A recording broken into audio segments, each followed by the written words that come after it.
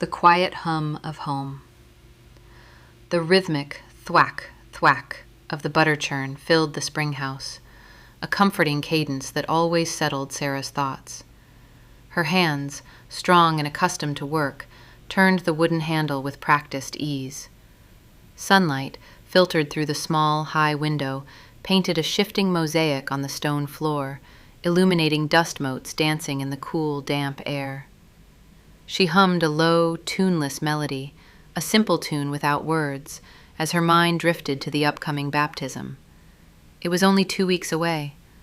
2 weeks until she stood before the assembled community, before the bishop and the deacons, and spoke the words that would bind her forever.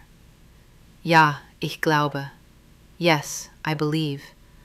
It was the path laid out for her, the path of generations, and a deep, quiet peace settled in her chest at the thought.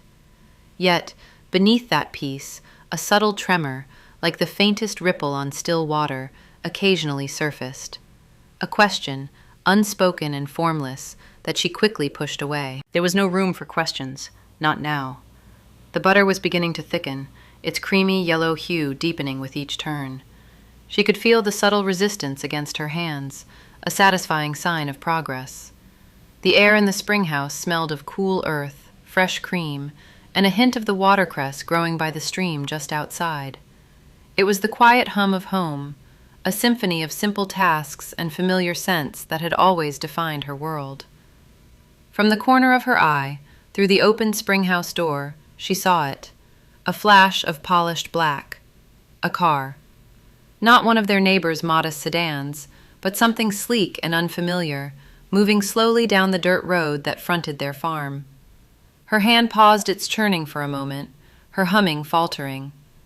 English cars were not an uncommon sight, especially since the new bed and breakfast had opened a few miles down the road, but this one felt different. It glided past, its dark windows reflecting the bright spring sky like mirrored eyes, before disappearing around the bend. A faint scent of exhaust lingered on the breeze, an alien intrusion in the clean country air.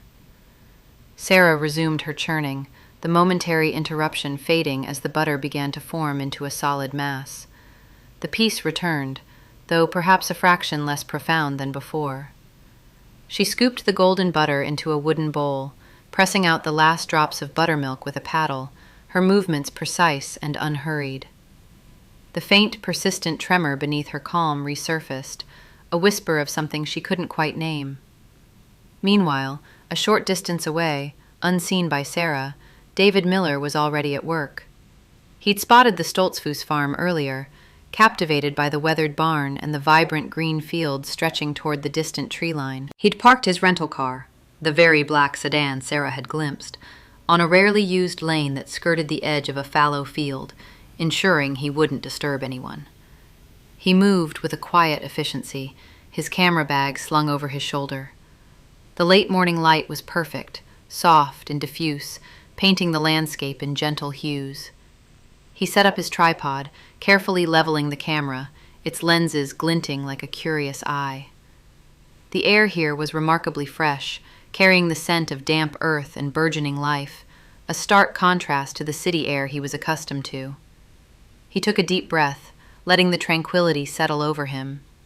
He'd come to this corner of Pennsylvania seeking stories, not just pictures.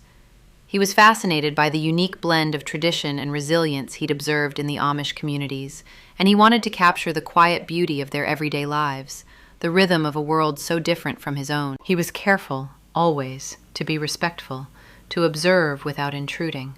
His telephoto lens allowed him to capture details from a distance, minimizing his presence. He focused on the distant farmhouse, its porch swing swaying gently in the breeze. Then, his eye caught a movement near a small stone building tucked beside the main house. A young woman, her back mostly to him, was working inside what looked like a spring house. Her bonnet, a pure white oval, framed the neat bun of her hair, and her simple dark dress blended almost seamlessly with the shadows. He raised his camera, adjusting the focus. He wasn't aiming for a portrait, merely to capture a moment, a silhouette against the light, a glimpse of the quiet hum of her life. He watched for a long moment, the rhythmic motion of her arms as she worked, a silent testament to a life lived deliberately, without haste. He felt a familiar surge of wonder, a quiet respect for the world unfolding before his lens. He pressed the shutter, a soft click that was lost in the vastness of the open field. He knew he was just on the periphery of her world, an observer, and for now, that was enough. He didn't know the name of the woman in the spring house, or the quiet questions that stirred beneath her calm exterior, but he felt an inexplicable pull towards the story her existence represented. Sarah, her chores complete, carried the heavy bowl of butter back to the farmhouse. As she stepped out into the sunlight, she paused, her gaze sweeping across the fields. The air shimmered with the heat of the approaching noon, and the only sound was the distant caw of a crow. She saw nothing out of place, no lingering sign of the black car. The tremor inside her had subsided, replaced by the satisfying weariness of a morning well spent.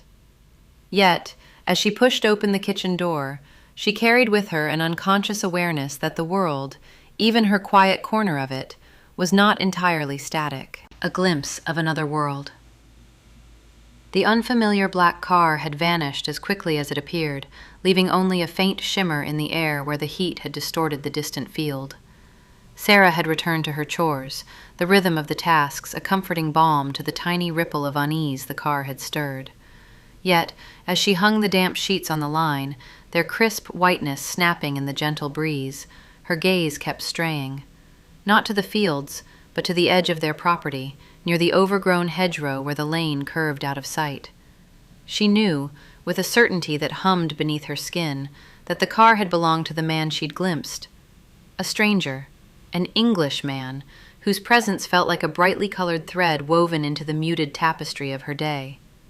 He had been there, a silent observer, and now, even though the car was gone, a part of her felt his lingering presence. Later, as the sun began its slow descent, painting the western sky in hues of peach and rose, Sarah was tasked with gathering the last of the eggs. The chickens clucked softly in their coop, a familiar, soothing sound. But as she moved between the nesting boxes, her focus was not entirely on the warm, smooth eggs. Her eyes, almost without her conscious command, drifted towards the lane again. And there he was. He hadn't returned in the black car. Instead, he stood by a sturdy oak tree at the very edge of their land, his posture relaxed, a camera with a long lens held loosely in one hand. He wasn't looking at their farm directly, but rather towards the distant fields, the low sunlight glinting off the metal of his camera. He was dressed in trousers and a shirt, the fabric a muted blue that seemed to absorb the fading light rather than reflect it. There was an ease to his stance, a quiet confidence that spoke of a world unburdened by bonnets and plain dresses, by rules and traditions that stretched back generations. Sarah watched him, hidden mostly by the chicken coop and the lengthening shadows. A peculiar sense of wonder unfurled within her. He seemed so free to stand where he pleased, to wear what he wished, to gaze upon the world with an open, unconstrained curiosity. It was a freedom she had never truly contemplated for herself, a concept as foreign and intriguing as the distant city lights she had only heard whispered about. His head turned, slowly, deliberately. His eyes, she realized, were scanning the landscape, moving across the fields, past the barn, and then, inevitably, towards the coop where she stood. For a fleeting moment she considered ducking lower, pretending to be utterly absorbed in her task. But something held her rooted. Perhaps it was the sheer unexpectedness of his gaze, or the gentle, almost hesitant way he met her eyes. A small smile touched his lips, a genuine, unforced expression that softened the lines around his eyes. Then he raised his hand, not in a grand gesture, but a simple, open-palmed wave. A silent greeting across the divide of their worlds. Sarah's breath hitched. Her heart gave a sudden, unfamiliar flutter, like a trapped bird beating its wings against a cage. Her cheeks flushed a deep, immediate crimson, a warmth spreading through her face and neck. It was an acknowledgement, a recognition, and a connection all in one brief, unexpected moment.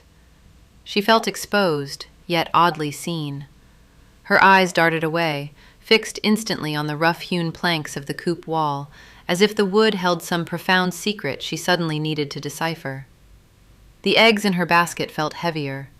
The air around her seemed to hum with a new, quiet energy. She hadn't waved back.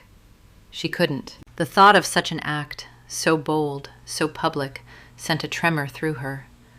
It was a breach, a tiny crack in the carefully constructed wall of her world. But even as she pretended to be utterly engrossed in her egg gathering, even as her face burned with a blush that refused to fade, a strange new sensation bloomed within her chest. It wasn't fear, not entirely. It was a ripple of excitement, a whisper of possibility she had never before allowed herself to entertain. A glimpse, brief and potent, of another world, and a man who had offered her a silent, welcoming wave from its edge. Permission and first words. The sun, barely a sliver above the eastern horizon, was already promising a warm day when the low hum of an engine announced the Englishman's return. Sarah, sweeping dust from the porch, paused, her broom arrested mid-stroke. She watched as the black car, less imposing in the gentle morning light, pulled to a respectful stop at the edge of their lane. David Miller emerged, a camera bag slung over one shoulder, but no camera was visible in his hands. He walked with a deliberate, unhurried pace, a stark contrast to the swift movements of her brothers hurrying to the barn. Her father, Noah, was just finishing his morning chores, wiping his hands on a rag as he emerged from the milking parlor. He straightened, his gaze steady and unblinking as David approached. Sarah held her breath, a knot tightening in her stomach. This was different from a fleeting glimpse. This was an intrusion, albeit a polite one. "Good morning, sir," David said, his voice calm and clear, carrying easily across the still morning air. He offered a slight nod, a gesture of respect that didn't quite fit with the sleekness of his car or the freedom she had seen in his eyes yesterday. "My name is David Miller. I'm a photographer, and I'm traveling through this beautiful part of the country." Noah's expression remained unreadable, his eyes the color of rich earth, assessing the man before him. "We are aware of your profession," he stated, his voice a gravelly rumble. David met his gaze without flinching. "I understand if my presence is unwelcome. However, I wanted to ask if I might be permitted to take some photographs of the landscape, and perhaps, if the opportunity arises, some of the daily life around here. From a respectful distance, of course." He gestured vaguely towards the fields stretching out behind the barn, where the dew still clung to the alfalfa. "I find your way of life and the peace you cultivate truly remarkable." Noah remained silent for a long moment, his gaze shifting from David to the fields, then back again. Sarah could feel the tension radiating from him, a silent deliberation that seemed to weigh the man's earnestness against the unspoken rules of their community. Outsiders, particularly those with cameras, were often viewed with a mixture of suspicion and resignation. Yet, David's approach was different. It lacked the brash curiosity she had sometimes witnessed from tourists speeding by. Finally, Noah gave a slow nod.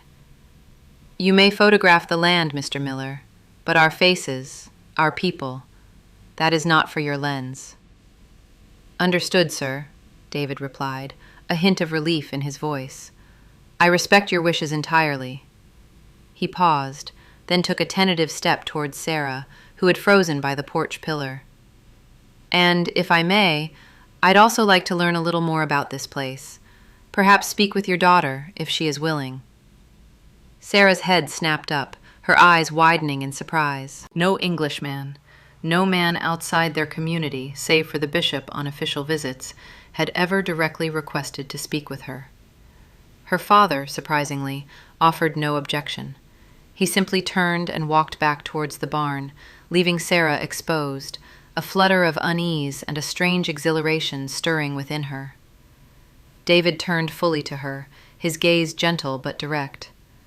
"Good morning, Sarah," he said, his voice softer now, a warm current in the morning air. "I hope I'm not disturbing your work." She clutched the broom handle, her knuckles white. "No," she managed, her voice barely a whisper. It is fine. I was wondering, he continued, stepping closer, though still maintaining a comfortable distance, what your days are like here. I see the fields, the animals, the order of everything, but I don't truly understand what fills your time. Sarah blinked, unused to such a direct, personal inquiry from an outsider. Most tourists simply observed, or asked superficial questions about quilts or buggies. No one had ever asked about her day. I help my mother, she began, her voice gaining a little strength. With the house, the garden. I cook, clean, mend, and in the spring I help with the planting. He nodded, listening intently, his eyes holding a genuine curiosity that made her feel less like an exhibit and more like a person. And do you enjoy it? The work? The question hung in the air, unexpected and profound. Did she enjoy it? It was simply what was. It was her life. She had never considered whether it brought her enjoyment, only whether it was done well, according to the expectations of her family and God. It is our way, she said, choosing her words carefully. It is good work, necessary. David smiled, a slow, gentle curve of his lips that reached his eyes. I see. And when you're not working, what do? Do you read? Do you walk in the woods? The idea of anyone being interested in her quiet moments was startling. She thought of her Bible, of the stories she sometimes read to her younger siblings, of the solitary walks she took to the creek, gathering wild berries. These were small, private pleasures, rarely spoken of. Sometimes I read, she admitted, looking down at the worn bristles of her broom. And yes, sometimes I walk. The woods around here are quite beautiful, he observed, glancing towards the thick line of trees that bordered their property. Do you ever wonder what lies beyond them? His question struck a chord, a quiet echo of the unfamiliar flutter she'd felt yesterday. It was a thought she sometimes entertained, a fleeting curiosity about the world beyond their neat fields and familiar lanes, a curiosity she quickly suppressed as being ungodly. But hearing it voiced by him, by someone who had clearly seen much beyond those woods, made it feel less like a sin and more like a shared, unspoken thought. Sarah looked up, her gaze meeting his for a brief, electric moment, and she knew, with a certainty that both thrilled and terrified her, that this man, with his quiet questions and gentle presence, was about to change everything. Stories from Beyond the Fields. The late afternoon sun, softened by a haze of pollen, cast long shadows across the Stoltzfus porch as Sarah poured 2 glasses of cool well water. A gentle breeze rustled the leaves of the maple tree, its murmur a counterpoint to the distant lowing of cattle. She handed 1 glass to David, her fingers brushing his, a fleeting contact that sent a peculiar warmth through her. He offered a small, polite smile, and the quiet comfort between them deepened. So you wake with the sun, then? David asked, his voice a low hum that seemed to fit the peaceful setting. He leaned back in the rocking chair Noah had gestured him towards, a posture of relaxed attentiveness.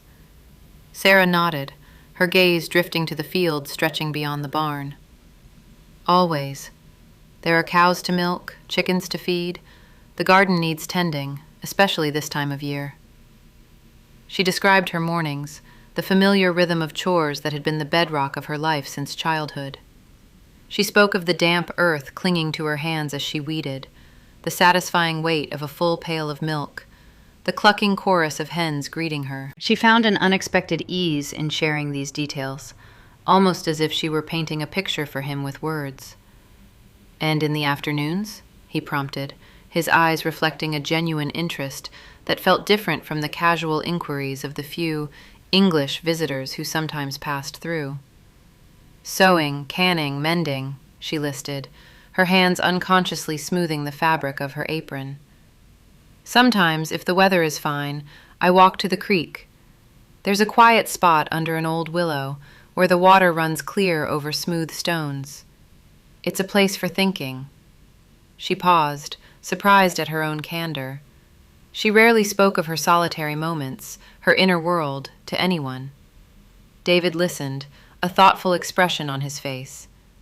"Sounds peaceful," he mused, then a flicker of a smile touched his lips. "My afternoons are often a bit different. Lately, they've been filled with train schedules and airport terminals." Sarah's eyes widened slightly. "Airports? Trains?" She had seen photographs of such things in the almanacs or in the occasional discarded newspaper that found its way to their farm, but they were distant, abstract concepts. David chuckled softly. "Yes, I was just in New York City last month. Imagine, buildings that scrape the sky, so tall you have to crane your neck to see the top. And people, so many people, all moving with a purpose you can't quite grasp. Taxis honking, music spilling from open doorways, 1,000 different languages spoken on a single street." He continued, painting vivid scenes with his words. He spoke of the vibrant chaos of a Moroccan marketplace, the air thick with spices and the cries of vendors, the intricate patterns of the rugs, the call to prayer echoing from ancient minarets. He described the vast, silent stretches of the American desert, where the stars blazed with an intensity she could only dream of, and the wind whispered tales of time. He told her of bustling London, its red buses and grand palaces, of the quiet majesty of the Scottish Highlands, where mist clung to ancient stones. Sarah sat utterly captivated, her hands still in her lap, but her mind was soaring. She pictured the towering buildings, the swirl of colors in the marketplace, the silent expanse of the desert night. Her own world, bounded by familiar fields and the distant horizon, suddenly felt both precious and impossibly small. She saw the world through his eyes, a kaleidoscope of experiences she had only vaguely imagined. The unspoken thoughts she harbored, the gentle curiosity about what lay beyond their fences, now found a sudden, tangible form. Do they live differently, these people?" she finally managed, her voice a soft whisper. David nodded. "Very. Customs, beliefs, ways of thinking. They vary as much as the landscapes. Some live fast, chasing after new things. Others hold on to traditions, much like your community, though perhaps for different reasons." He paused, sensing the depth of her engagement. "There's a whole world out there, Sarah, full of stories you wouldn't believe." As the sun dipped lower, painting the sky in hues of orange and purple, the stories continued to flow. Sarah's imagination, long dormant beneath the quiet rhythm of her days, had been ignited. A seed of wonder, planted by David's words, began to stir within her, a gentle, insistent tremor beneath the surface of her carefully ordered life. The simple pleasures of her day still held their charm, but now a new longing had taken root, a yearning for stories from beyond the fields. She wondered what other worlds existed, what other stories awaited. Secret meetings. The days that followed wove themselves into a secret tapestry, each thread a stolen moment, a hushed word. David, always resourceful, found ways for their paths to cross with increasing frequency and decreasing coincidence. A request to sketch the old mill by the creek, a desire to photograph the ancient oak at the edge of the woods. His reasons were always plausible, his presence respectful, yet the underlying intention hummed between them like a taut fiddle string. Their first planned meeting was by the gurgling creek, where weeping willows dipped their slender branches into the cool water. Sarah, feigning a need to gather wildflowers for Mama's table, found him perched on a smooth river stone, his camera bag beside him. The late afternoon sun dappled through the leaves, painting shifting patterns on his face as he looked up, a gentle smile touching his lips. "Sarah," he said, his voice a low murmur against the water's song. "David," she replied, her heart fluttering like a trapped bird. The forbidden thrill of it was a sharp, sweet taste on her tongue. Their conversations, initially hesitant and punctuated by long silences, soon blossomed. He spoke of his childhood in a bustling city, a world so different from her quiet farm that it felt like a storybook tale. He described the dizzying heights of skyscrapers, the relentless pulse of traffic, the kaleidoscope of faces. Sarah, in turn, found herself sharing details of her life she had never thought to articulate. The simple joys of a perfectly tended garden, the comfort of a hymn sung in unison, the quiet dignity of her father's hands. Their talk stretched longer, the sun dipping lower, painting the sky in fiery hues before they remembered the time. One evening, as twilight softened the edges of the woods into indistinct shapes, David spoke of his dreams. "I want to capture the world, Sarah," he confessed, his gaze fixed on the darkening horizon. "Not just its beauty, but its soul, the resilience of people in places far away, the quiet grace of everyday life, the stories etched on faces." He turned to her then, his eyes reflecting the fading light. "What about you, Sarah? What do you dream of?" The question hung in the air, weighty and unexpected. Sarah had never allowed herself to truly dream, not in the way David described. Her future had always been a predetermined path, worn smooth by generations of Stoltzfuses. Yet, as she stood there, the scent of damp earth and pine needles filling the air, a whisper of a dream, long suppressed, stirred within her. I dream of seeing more," she admitted, her voice barely audible. The words, once spoken, felt liberating, a dam breaking within her. "I've always wondered what lies beyond the valley, beyond the mountains even." She looked at him, a flicker of courage in her eyes. "Sometimes, when I'm alone in the fields, I imagine myself flying, high above everything, seeing the whole world spread out below." David listened, his expression earnest and understanding. He didn't laugh, didn't dismiss it as childish fancy. Instead, a thoughtful look settled on his face.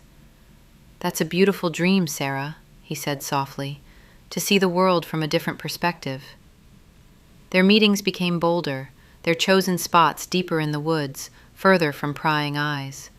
They discussed everything, from the changing seasons to the nature of faith, from the meaning of happiness to the fear of the unknown. Sarah found herself voicing thoughts she hadn't even consciously acknowledged before, questions about her community's strictures, the quiet yearning for something more than what was laid out before her.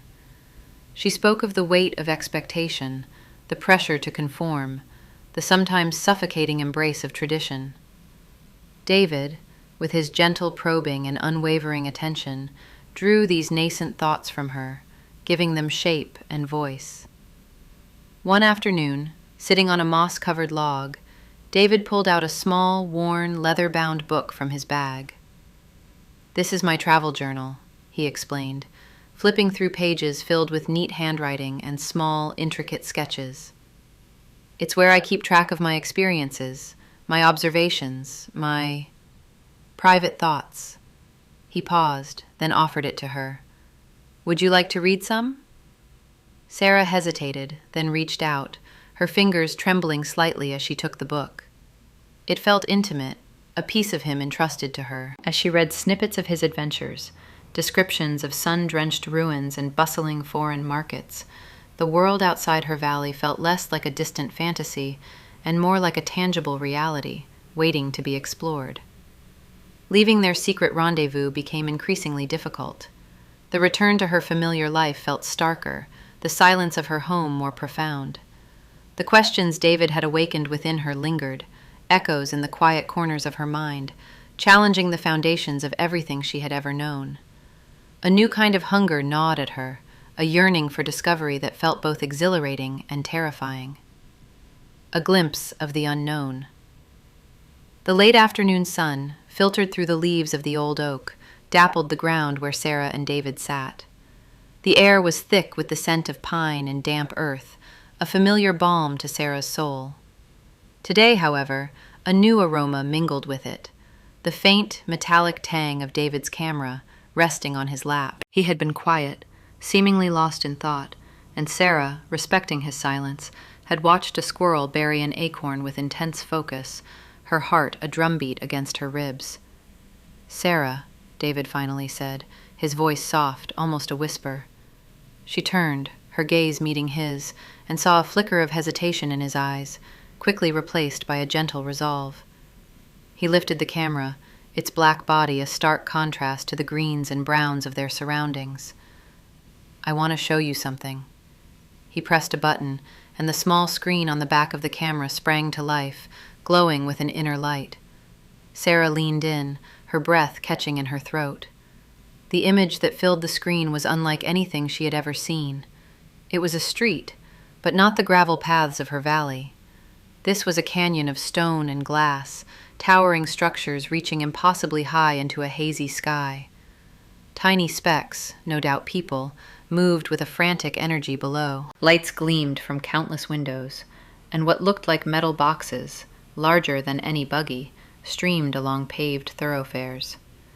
"This is New York City," David explained, his voice low, as if narrating a dream. "Times Square, to be precise." Sarah could only stare. Her world, encompassed by rolling hills and neat rows of corn, felt suddenly minuscule. She had heard tales of cities from the infrequent visits of English vendors, but they had always been vague, abstract concepts. This was real, this pulsing, vibrant spectacle. He scrolled to the next image. A different city, this one with ancient, ornate buildings, their spires piercing a brilliant blue sky. People sat at small tables on sidewalks, sipping from delicate cups. "Paris," David murmured, "near the Eiffel Tower." Sarah's fingers twitched, a strange yearning stirring within her. She imagined herself among those people, breathing air that was not filtered by the scent of hay and manure, hearing a language she did not understand. She felt a profound sense of dislocation, as if the ground beneath her had shifted. Next, a vast, empty desert, red and ochre, stretching to a horizon where the sky bled into a fiery sunset. Then, a bustling marketplace in what David called Marrakesh, a kaleidoscope of colors, fabrics, and faces unlike any she had ever encountered. A woman, her head veiled in vibrant silk, smiled directly at the camera, her eyes bright and mischievous. Sarah's hand trembled slightly as she reached out, her finger hovering inches from the screen. She wanted to touch the veiled woman, to feel the texture of her silk, to hear the clamor of that distant market. A faint whisper of fear mingled with the overwhelming wonder. This world, so vast and varied, was beautiful, but also intimidating. It was loud, chaotic, and utterly foreign. David continued to scroll, pausing on a shot of snow-capped mountains, their peaks piercing a brilliant blue sky. "The Himalayas," he said, his voice imbued with a quiet awe. "The roof of the world." Sarah pictured the gentle slopes of her own valley, green and comforting. These mountains were different, fierce, majestic, almost sacred. They held a silent power that resonated with something deep inside her, a longing for something grander, something beyond her immediate comprehension. He showed her ancient ruins, vast oceans, and faces from every corner of the globe, dark skin, light skin, eyes both almond-shaped and wide. Each image was a hammer blow to the foundations of her understanding, chipping away at the rigid structure of her sheltered existence. When David finally lowered the camera, the screen dimming, Sarah was left with a profound silence, a ringing in her ears that wasn't quite sound. The quiet of the woods, once a comfort, now felt heavy, almost suffocating. Her world, once whole and complete, now felt like a single thread in a vast, intricate tapestry. She looked at David, really looked at him. He carried these images within him, these memories of places and people. He had seen all this, experienced it. His eyes held a depth she had never noticed before, a quiet wisdom born of journeys and encounters. It's incredible, David," she finally managed, her voice a reedy whisper. I didn't know." He smiled gently, a hint of melancholy in his eyes. "Most people don't, Sarah, until they see it for themselves." A strange, insistent pull began in her chest, a magnet drawing her towards that unknown world. The familiar path laid out before her, the path of Rumspringa, of baptism, of marriage and family within the community, suddenly seemed narrower, its boundaries more defined, its horizons closer. For the first time, she truly understood that there were other choices, other lives, waiting beyond the edges of her valley. And with that understanding came a question, quiet but persistent, echoing in the space between them. What if she chose differently? The stone in her shoe. The scent of freshly turned earth, usually a balm to Sarah's soul, felt heavy in the spring air. Each step she took, each furrow she helped guide with the plow, seemed to catch on something unseen. It was a feeling she'd come to recognize over the past few days, a subtle but insistent discomfort, like a tiny pebble lodged in the toe of her boot. No matter how she shifted her weight, how she tried to ignore it, the stone was there, a constant reminder of something amiss. Her baptism. The word, once a comforting echo of her future, now resonated with a hollow clang. The vibrant images David had shown her, soaring skyscrapers piercing impossible blue skies, vast deserts stretching to an unseen horizon, faces from every corner of the globe, had not faded with distance or time. Instead, they had taken root, sprouting in the quiet corners of her mind, twisting around the familiar pathways of her life. She saw them in the way the sunlight fractured through the barn rafters, in the swirling patterns of the creek, even in the stoic faces of her community members. Each glimpse of the familiar now carried a faint, unsettling echo of the unfamiliar, the unknown. She found herself pausing more often, her gaze drifting beyond the familiar boundary of their fields, past the distant tree line, imagining what lay beyond. A disquieting hum had settled beneath her skin, a restless energy that made sitting still for the evening devotional an exercise in profound effort. The comforting rhythm of the hymns, once a source of deep peace, now felt like a gentle lullaby attempting to soothe a child who was no longer sleepy. Her mother, Esther, with eyes that saw more than Sarah ever gave voice to, noticed the shift. "Sarah, you've been quiet these past few days," she observed one evening, as Sarah meticulously braided her long hair by the lamplight. The gentle pull of the comb through her tresses usually brought a sense of order, but tonight, even that simple act felt disjointed. Sarah's breath hitched. She tightened her grip on the braid, her fingers trembling almost imperceptibly. "Just tired, ma'am." She offered a weak smile, hoping it would mask the sudden surge of unease. Her mother's gaze, though soft, felt unnervingly perceptive, as if it could peel back the layers of her carefully constructed composure. Esther set down her sewing, her hands, accustomed to constant motion, lying still in her lap. "Is it the spring work? It has been a demanding season." Sarah shook her head, focusing on the intricate weave of her hair. "No, ma'am. The work is good. It's peaceful." The lie felt bitter on her tongue. The peace she once found in the fields had been replaced by a gnawing introspection. Her mother's brow furrowed slightly. "You've seemed distant, less joyful. Is there something troubling your heart, child?" The question was posed gently, but it carried the weight of expectation, of a mother's unspoken plea for honesty. Sarah's heart hammered against her ribs. To admit the truth, to articulate the vast, swirling doubts that now consumed her, felt like tearing down the very foundation of their world. How could she explain the sudden, overwhelming sense that the path laid out for her, the path she had always accepted with quiet certainty, now felt impossibly narrow, almost suffocating? How could she tell her mother that the world beyond their valley, a world she had only ever heard described with caution and distrust, now glittered with an irresistible allure? "No, ma'am," Sarah whispered, her voice barely audible. She turned from the mirror, her eyes downcast, unable to meet her mother's gaze directly.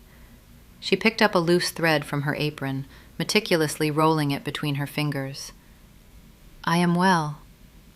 Esther's sigh was soft, a barely perceptible exhalation that nevertheless settled heavily in the air between them. "The time for your baptism is drawing near, Sarah. It is a sacred commitment." Her tone was not accusatory, but a simple statement of fact, a gentle reminder of the gravity of the decision Sarah was about to make. The word commitment echoed in Sarah's mind, no longer a promise of belonging, but a binding chain. The images of distant lands, the stories David had shared, they were not just pictures and words, they were seeds of a different future, a different Sarah. And now, the stone in her shoe had grown heavier, sharper, a constant, undeniable presence. She knew, with a certainty that both terrified and exhilarated her, that she could no longer ignore it. The familiar comfort of her world was slowly, irrevocably, cracking open, revealing a boundless, bewildering expanse she was both afraid of and desperate to explore. The weight of choice. The late afternoon sun, already softening towards evening, cast long shadows across the barnyard as Sarah finished milking, the rhythmic hiss of warm milk into the pail, a familiar, comforting sound. David was packing his camera equipment into his car, his movements unhurried. He turned as she emerged, carrying the heavy pails. "Let me help you with those," he offered, his voice gentle. He took the pails from her, his fingers brushing hers, a fleeting spark that she quickly suppressed. They walked towards the spring house, the only sound the slosh of milk and the distant chirping of crickets. "You seem quieter today, Sarah," David observed, his gaze searching hers. He placed the pails down with care. "Is everything all right?" Sarah looked away, tracing the worn lines on her apron. "It is much to think on," she murmured, the words feeling inadequate. He leaned against the cool stone of the spring house, not pressing, just waiting. The silence stretched, not awkward, but filled with an unspoken understanding. When she finally met his eyes, she saw not judgment, but a deep, empathetic concern. "Sarah," he began, his voice barely above a whisper. "I know. I've talked a lot about my world. I hope I haven't unsettled things for you." She shook her head, a denial that felt like a lie even as she uttered it. "No, David, it is good to hear." He paused, then took a step closer. "But it also sounds like it's causing you some struggle, and I just want you to remember something, Sarah." His eyes held hers, unwavering.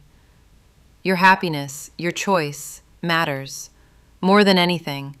You have the right to choose what truly makes your heart sing, even if it's different from what's expected." The words hung in the air, a revolutionary concept that both terrified and thrilled her. No one had ever spoken to her like that.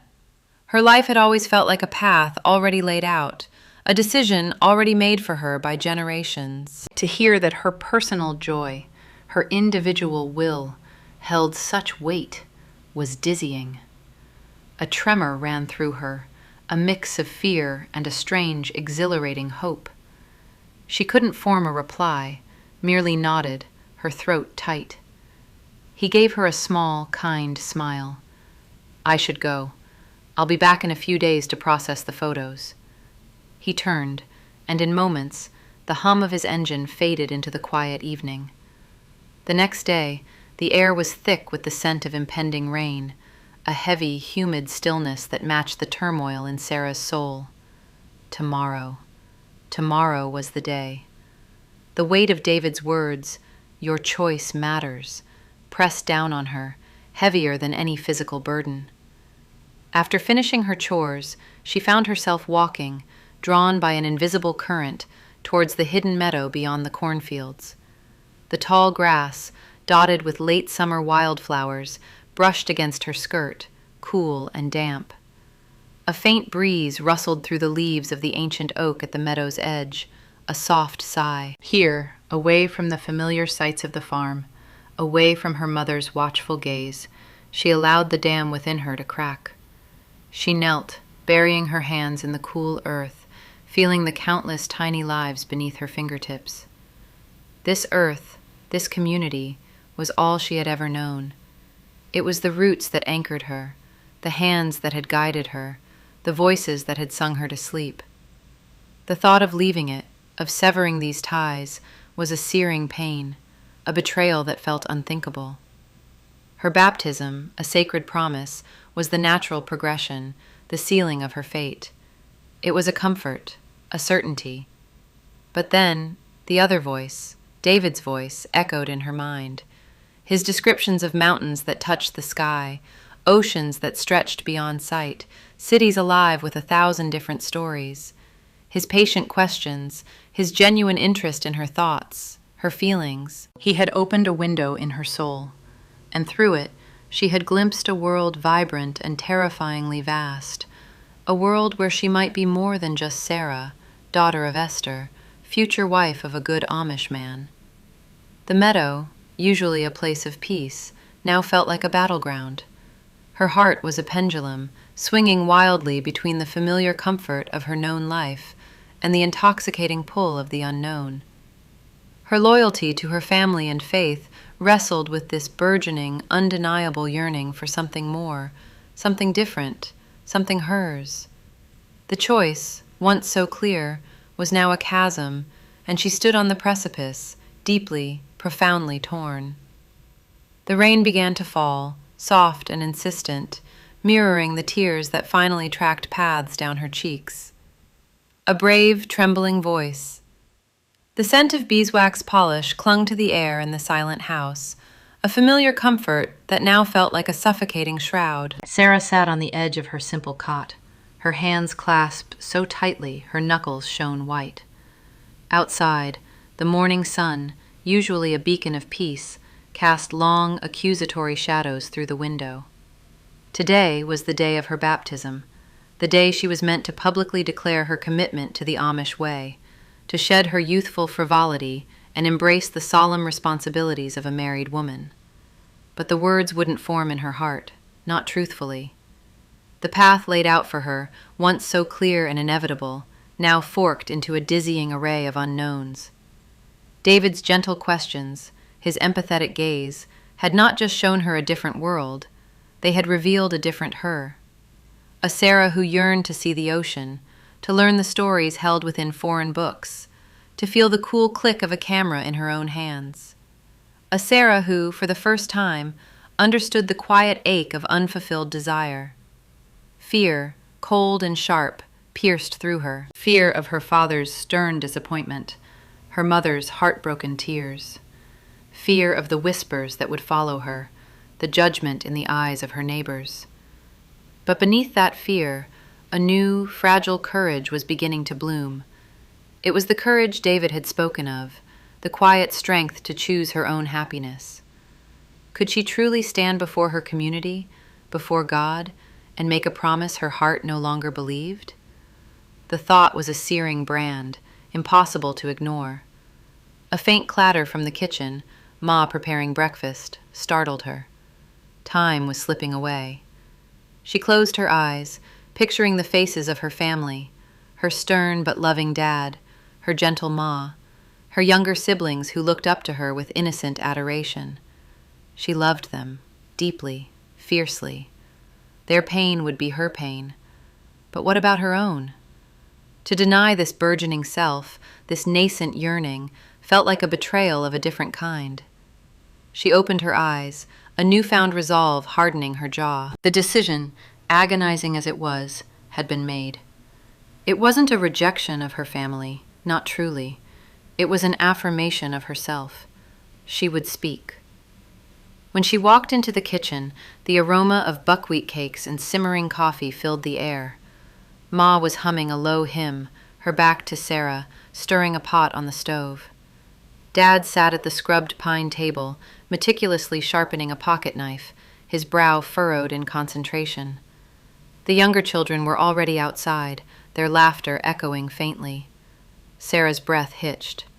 Her voice, when it came, felt foreign, frail, barely a whisper against the domestic sounds.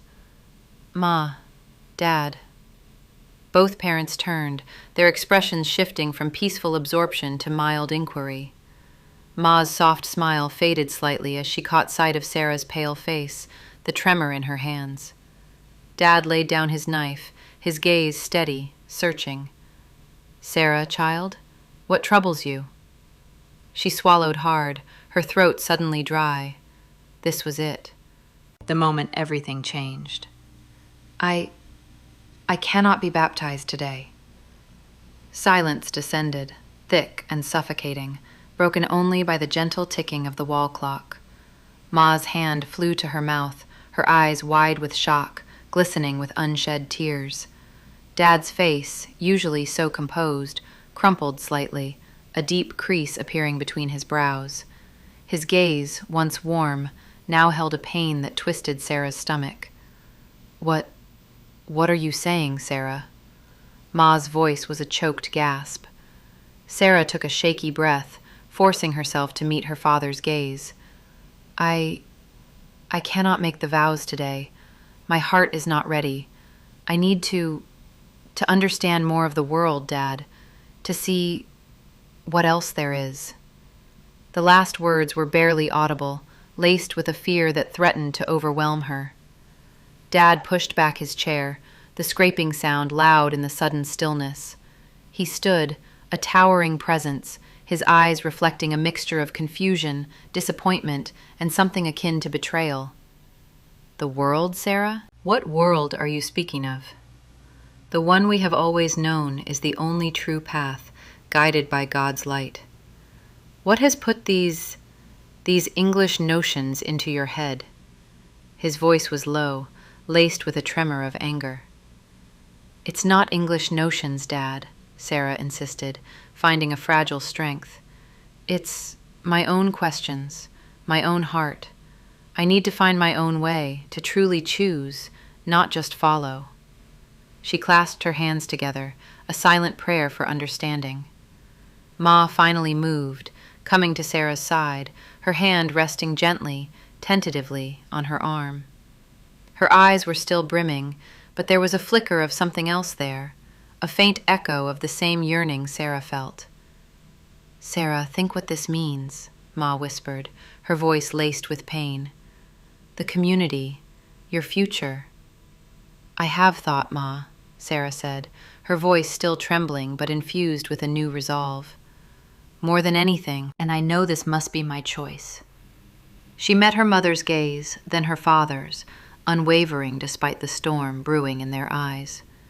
The silence that followed was deafening, heavy with unspoken consequences, but within Sarah a tiny, defiant spark had ignited. Stepping into the unknown.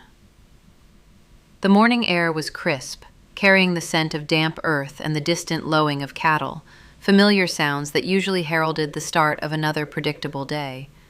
Today, however, they were tinged with a poignant finality. Sarah stood on the threshold of the farmhouse, her small bundle held tight against her chest. It contained little more than the clothes on her back, a faded quilt her grossmutter had sewn, and a worn, leather-bound book of hymns, its pages thin from years of turning. Possessions that once defined her world now felt like anchors she was determined to lift. Her gaze swept over the yard, taking in every detail as if imprinting it onto her soul. The sturdy oak by the barn, its branches reaching towards the pale sky like gnarled fingers. The well pump, its handle gleaming faintly in the nascent light. The neat rows of early spring vegetables, still tiny sprouts in the rich soil. Each element a silent testament to a life lived, a path laid out, a future she had, until yesterday, believed was hers.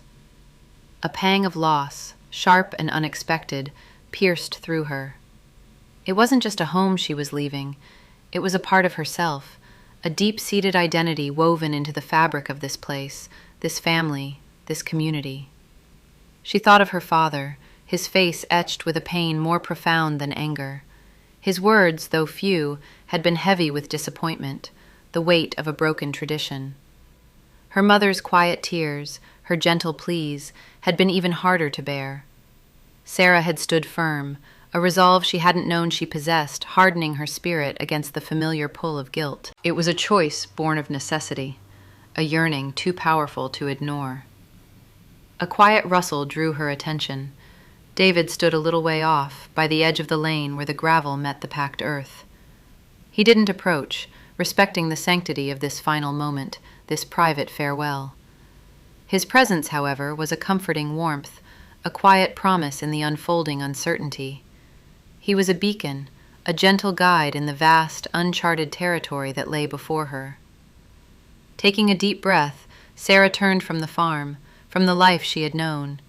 Her footsteps were hesitant at first, then gained a steady rhythm as she walked towards David.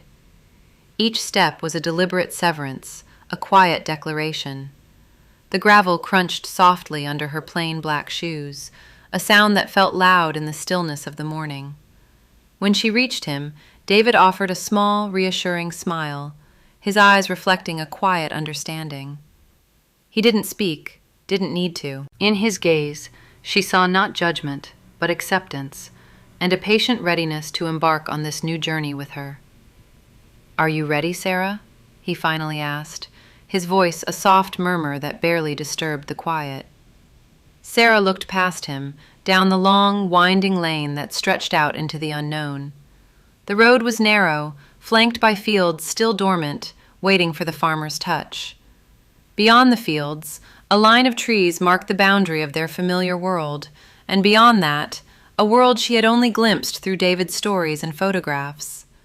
A world teeming with color, with sounds, with possibilities she couldn't yet fathom. A flutter of fear, cold and sharp, touched her heart. What if she had made a terrible mistake? What if this yearning for the English world was just a fleeting fancy, a dangerous illusion? The Amish way was hard, yes, but it was safe, predictable. This new path was anything but. But then, another feeling rose to meet the fear, a surge of exhilaration, a powerful current of anticipation. It was the same feeling that had stirred in her when David first showed her a photograph of a towering mountain, jagged and majestic, so different from the gentle hills she knew. It was the same curiosity that had blossomed with each shared conversation, each new idea he presented. She remembered the look in his eyes when he spoke of distant cities, of bustling markets, of art galleries filled with vibrant paintings. He had spoken of individual choice, of pursuing one's own path, not as an act of defiance, but as a natural expression of self. Those ideas, once alien, now resonated deep within her, echoing the unspoken desires she had long suppressed. "Yes," she whispered, the word feeling both fragile and firm on her tongue. "I am ready." David nodded, a subtle gesture that conveyed a wealth of encouragement. He didn't take her hand, didn't try to rush her. He simply turned, beginning to walk down the lane, leaving Sarah to follow at her own pace. As she walked, Sarah felt the sun begin to warm her face, chasing away the morning chill. The air filled with the chirping of unseen birds, a symphony of new beginnings. Each step now felt lighter, less burdened. She carried her memories with her, not as chains, but as cherished echoes of a past that had shaped her, prepared her for this moment. The lane curved, and the farmhouse, her home for so long, disappeared from view, swallowed by the gentle undulation of the landscape. Sarah didn't look back this time. Her gaze was fixed forward, on the distant horizon, on the promise of the unknown. The world beyond the fields, beyond the trees, was waiting. And for the first time in her life, Sarah felt truly, terrifyingly, wonderfully free.